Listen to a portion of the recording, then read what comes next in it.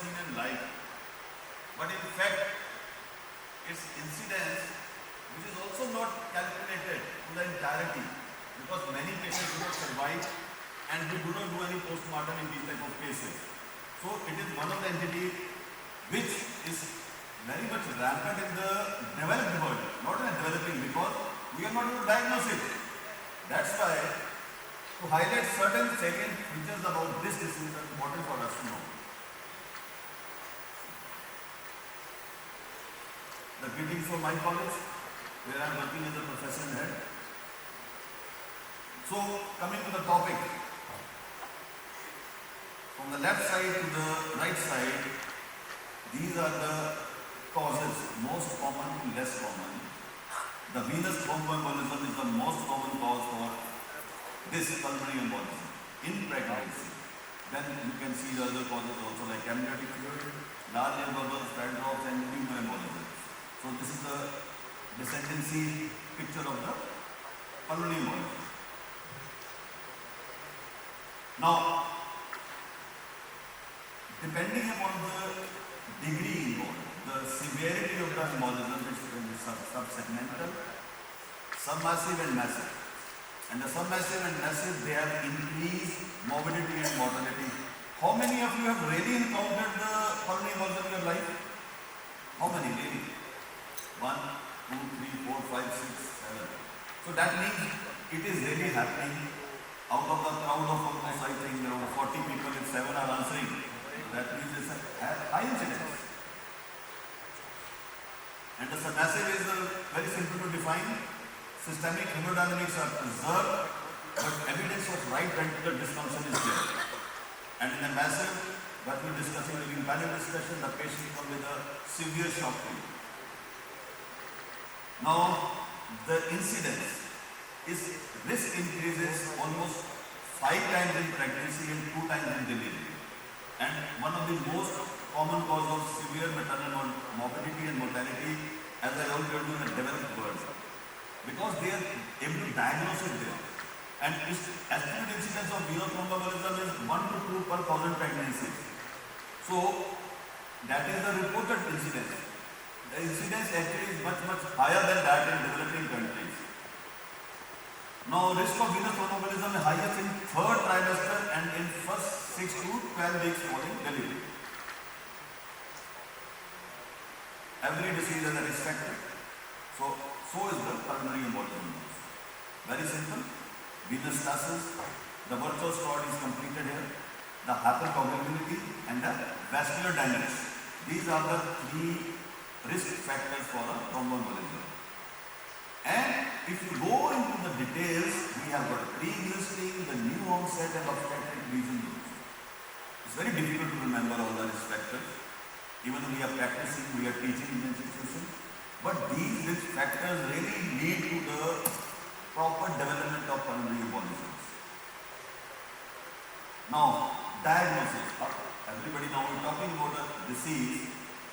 I don't think so. We have many of us must have attended these webinars or something like that for this particular pathology. It's very difficult to diagnose because majority of the symptoms of this disease, they are invariably present in a physiological status also during pregnancy.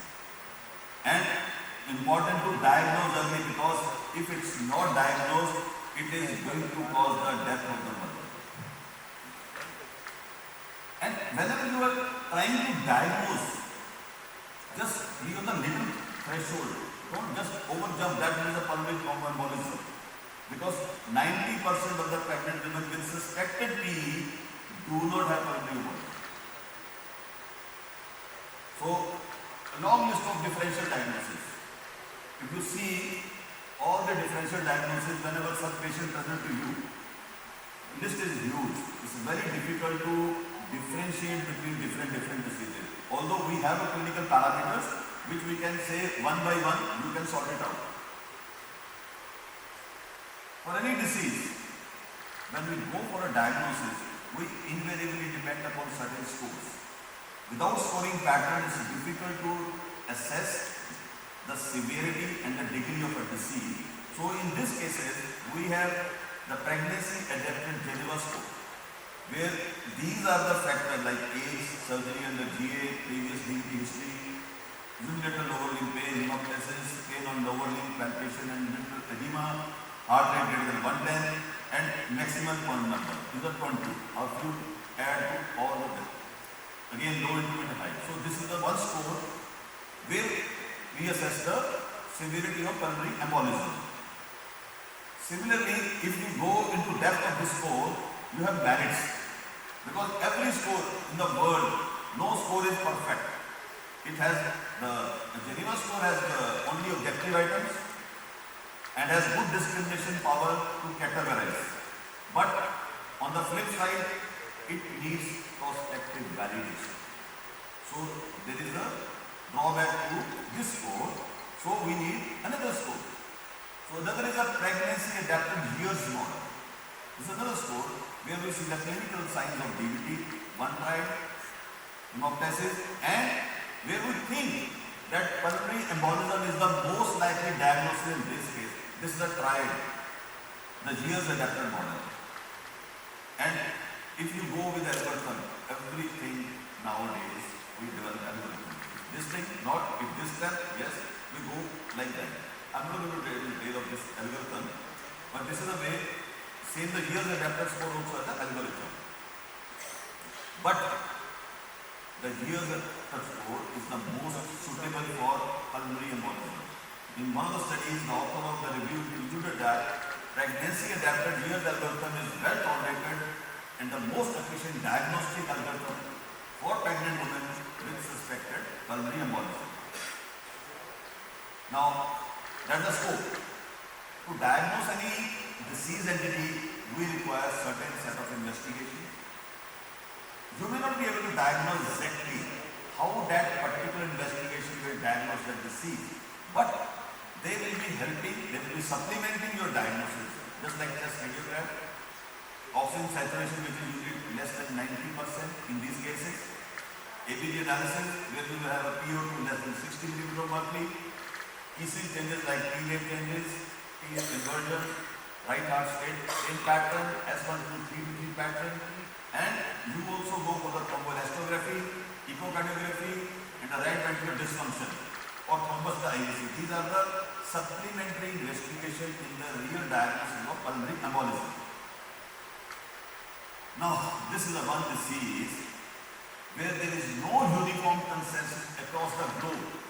That's in Europe, America, Australia, or Asia. Which guideline do we follow? Nobody knows. Nobody can agree on one simple guideline. European society is different, American is different, all have a different guideline to diagnose this disease. And the propensity to diagnose this also depends on geographical areas. Now in US they have a ventilation perfusion lung scan, the diagnosis of choice, investigation of choice and that ventilation. Now coming to India, if we want to diagnose, it's a user convenience, wherever comfortable. From a small peripheral hospital to the most advanced center, we have different sets of investigating equipment, gadgets. So it's also dependent on the user convenience, what type of investigation we want to do, and also the local expertise and local guidelines. I don't think we have any guidelines to diagnose the pulmonary embolism as such in our anesthesiology circles in India. But the other guidelines we always follow, the Western guidelines we follow in diagnosis. And availability of nuclear medicine team. I think huge advanced centers in the country, they do take help in the investigations, in diagnosis of many such diseases, and the clinician and patient preferences. Half the time you say that you have got a pulmonary embolism, you are a very high risk patient, coming for a antenatal checkup. So for PAC, you see that this patient is going to have a definite pulmonary embolism to tell that you want to do this perfusion scan. And that will cost around sometimes 10,000, 15,000. The patient may not agree. So you convince the patient like anything. Obstetrician say, doctor साहब आपने case करवाना करवाइए, ऐसा इतना नहीं कर पाएगा patient, उसके पास पैसे नहीं है. So these all factors are our limitation. We may not be able to go ahead. If even we at least with the clinical knowledge, we may not be able to diagnose such patients in advance. So prevalence of inconclusive tests Results for both imaging techniques, CTP and VQ, is relatively high due to physiological changes during pregnancy. Now, diagnosis हो गया, then comes the next, the management. Management is essentially required. So first of all, whenever you start the management, you have to have a risk stratification. You have to identify it's a high risk, intermediate or a low risk. High risk means the patient having hemodynamic instability. Intermediate, the presence of right heart strain pattern is there, and there are indicated biomarkers like cardiac troponin, P, BNP greater than 500 nanogram per liter.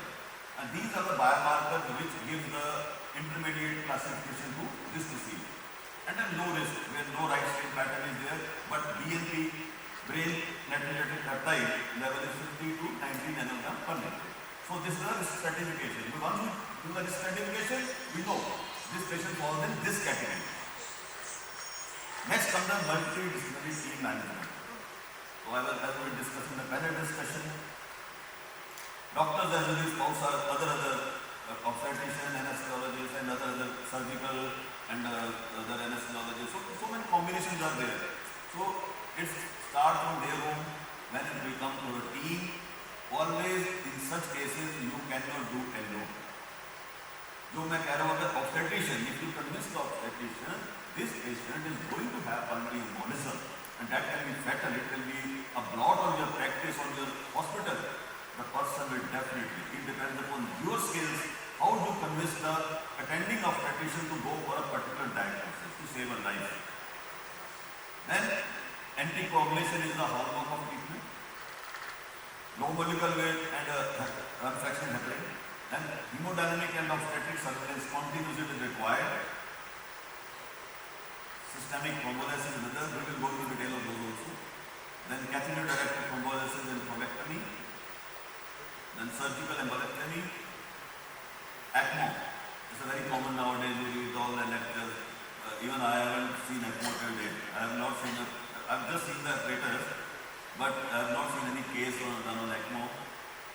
The vena cava filters are, these are advanced treatment, but they are essential to put into this talk because they are the hallmark of the treatment in coming days. And the planning of delivery is very important in such cases.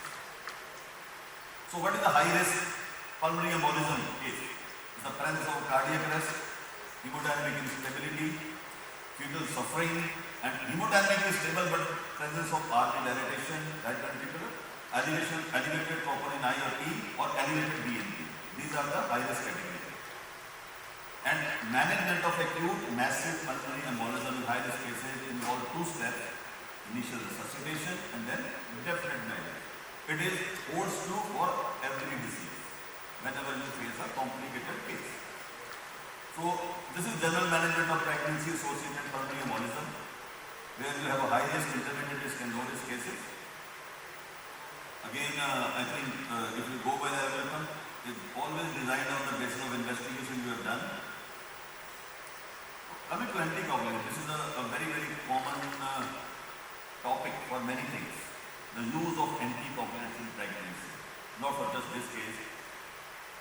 Many people attend the conferences just to know which anticoagulant when to use, when to stop, how to use, what is the dosage, or when to start, when to stop after the delivery. So these are very common questions. Many people do attend the conference to know these type of things. Now, everything is not available on the web also. Authenticated knowledge I'm talking about. So low molecular weight heparin and unfractionated heparin. These are the cornerstones of such treatment. Dose of low molecular weight heparin is 1 milligram per kg. So when you are giving this LMWH, you have to monitor anti-factor Xa levels 4 hours after you start the injection. Currently, there is a little evidence about the direct oral anticoagulant agent, directly acting oral anticoagulant agent, dabigatran, rivaroxaban, and these are available in the market, commonly used also, but their role is not established in these cases. And resumption of low molecular heparin 12 to 24 hours after delivery, if the patient you have already classified as an intermediate high risk, 12 to 24 hours delivery you start again if on a prophylactic dose, and 24 hours if the patient is on a higher low molecular weight heparin dose. And low molecular weight heparin to be continued till 6 weeks postpartum. The risk is not going to die down till the postpartum period is there. So the role of anesthesiologist, as I was discussing, it doesn't end with the section or the delivery. It extends into later part also in guiding their attending obstetricians also. So fondaparindex substituted if allergy to low molecular weight heparin. And if IV infection heparin, if immediately delivery is available, going to occur, then you can use it 80 units per kg bolus followed by 18 units per kg per hour and titrate to achieve a therapeutic ATDP. Thrombolysis, another treatment, very difficult, advanced centers and very simple. You can give a systemic IV or you can use this one, thrombolytic medication through the catheter, or you can use the filters also, where you can just take it out. These are looks very good during the video things, but in the reality, these type of treatments are not easily available in our country except for few centers. So fibrillators, if you are using to, they can lead to major bleeding. That's always a risk associated with them. And harm to placenta leading to premature labor and fetal and neonatal death. Surgical embolectomy, I think we discussed so much in the books, but less commonly used, need for expert surgeon anesthesiologists, restricted to failed thrombolysis or contraindicated to, if there is any contraindication to thrombolysis. So these treatment guidelines are formed by the Western clinicians in their setup using their resources, which is not practically implementable in our setup. But we have to know that the treatment does exist for these cases tomorrow. As such, if we also get, when their cost gets reduced, we may be adhering to these treatments also. ECMO, as I told earlier, my experience is less, but I have to add this because this is a part of the treatment. But here the evidence is also not that much. I think during the COVID time, it emerged as one of the treatment to save such lives. But in reality, how much it is going to have its positive effect, that is also, there is no evidence about that. And IVC filters, there are no control studies again to explore the effectiveness of IVC filter in pregnancy. And I think suggested in patients with absolute contraindication to anticoagulation or failed anticoagulation. So American Congress of Obstetricians and Gynecologists, they have also about the filters, they needed a high risk of recurrent venous thromboembolism there. So you can see, these are the guidelines of the Western world, not practically suitable to the Asian and African countries. And newer modalities have also come, like targeted thrombolytic strategies. हमारी जो thrombolysis difficult है, thrombolytics targeted कैसे करेंगे? It's a very difficult procedure, but if you have a setup, I think this is one of the best treatment going to happen in the future. And then we have a pulmonary embolism response teams. They have, we don't have. Why I'm saying we don't have? Because we are a country where our resources are, resource challenges are there, manpower challenges are there, but we have to save life somehow. So whatever we can use, whatever we can see in this talk, we can implement in our setups.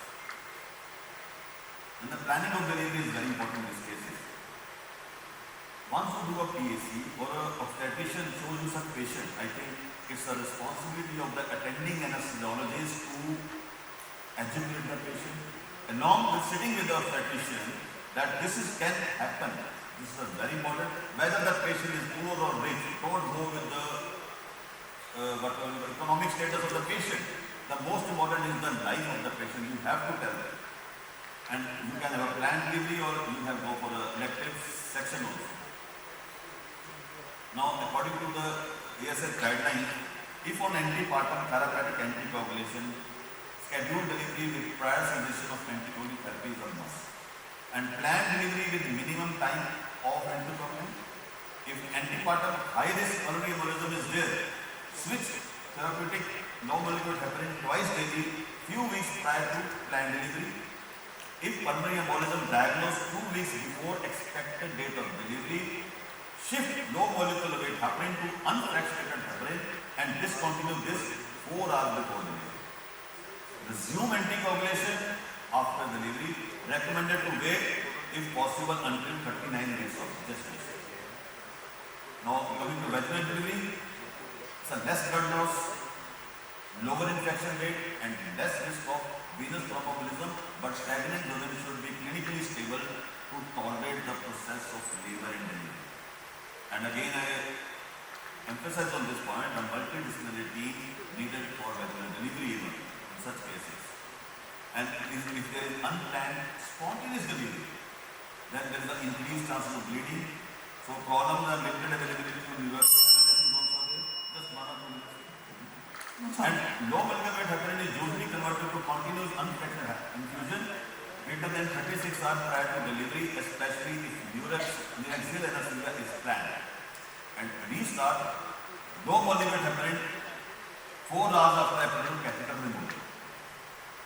So conclusion, timely and accurate diagnosis of thromboembolism in pregnancy is essential but challenging. I would say essential, less, more challenging. It's very difficult to diagnose. Then modern management includes anticoagulation 1, thrombolysis 2 and surgical pulmonary embolectomy 3rd. The first 2 can still be done in our country. The third one only in a selected few centers. Systemic anticoagulation is the cornerstone of prevention and therapy. Optimal diagnostic strategy is still not clear. I don't know how many patients in our country have come to this pulmonary embolism. Many times you see the patient dying after delivery in the ward, in the labor room, because we are not able to diagnose and we can never know whether the pulmonary embolism was the real causative agent for death of these patients. This is a fact. That's why the real incidence is still not known in our country at least. And lack of data and evidence on management strategies of pulmonary embolism in pregnant population. And current guidelines vary significantly in their approach to diagnosing pulmonary embolism in pregnancy, basing their recommendations on scant and weak evidence. And early diagnosis and prompt therapy can lead to optimal outcomes. More data needed on drug technique, use and safety management. So I conclude that after the talk, nothing is done. This I think. But the most important part is the clinical visit, the clinical acumen. You have to sit up with your obstetrician team, with your surgical team, whosoever are there. It's a duty of anesthesiologist because you are a much advanced physician than those surgical teams. You can make the life, you can save the life. 2 lives are involved. So this is a very important part. So that's how we end up this talk. Thank you. Thank you very much, sir, for delivering such a wonderful talk with many practical tips, particularly for resource-limited areas. It was wonderful. Thank you so much. Simplified this talk very well, and though many differential diagnoses, but you have simplified in such a way that pulmonary embolism in pregnancy can be diagnosed easily. Yes, pulmonary embolism in pregnancy is really challenging. In normal patient it's okay, but in pregnancy it is really challenging, and you have simplified in such a way that now becomes easier to treat and diagnose the pulmonary embolism. Thank you so much, sir. Yes, sir. Thank you so much. Thank you, sir. Now I request Dr. Kavita Lalchandani to felicitate Dr. Satwinder Gandhi.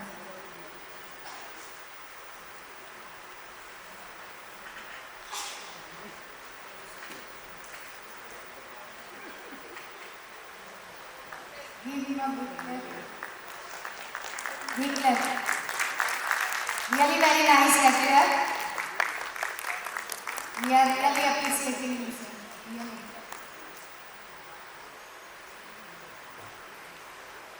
Now I request Dr. Divya to felicitate Dr. Kavita Lalchandani.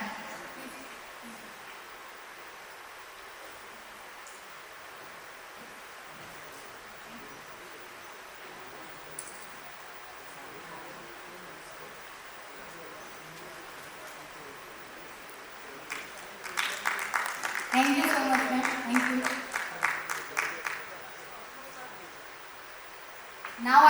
request Dr. Bhavini to felicitate Dr. Rekha Solanki.